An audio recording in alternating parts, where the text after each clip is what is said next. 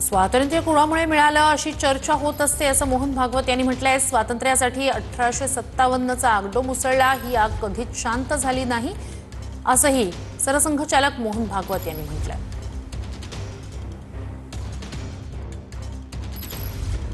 स्वातंत्र्य कोणामुळे मिळालं अशी चर्चा चालते आपल्याकडे। खरं पाहिलं तर कोणा एकामुळे मिळालं का? 1857 पासून प्रयत्न सुरू झाले स्वातंत्र्याचे, सगळीकडे स्वातंत्र्य युद्धाचा आगडोंब उसळला।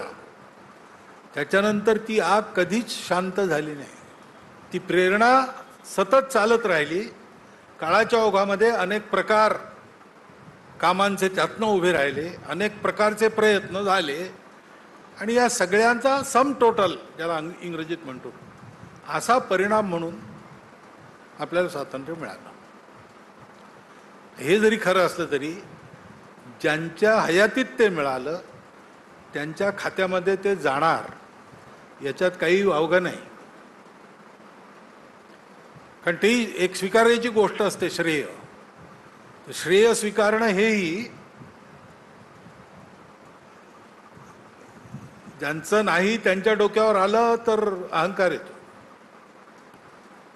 श्रेय मिळालेलं पचवणं हे ज्यांना संभव आहे, इतकी खोली आणि उंची ज्यांच्या चरित्राची आहे त्यांनाच ते शक्य असतं, आणि कोणाला तरी ते घ्यावं लागतं।